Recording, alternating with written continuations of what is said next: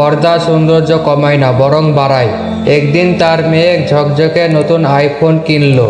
শুধু তাই না, সাথে একটি স্ক্রিন প্রোটেক্টর এবং সুন্দর একটা কভারও কিনলো। সে তার বাবাকে ফোনটা দেখালো। এরপর তার বাবা বলল, খুব সুন্দর মোবাইল এটি, কত দিয়ে কিনলে?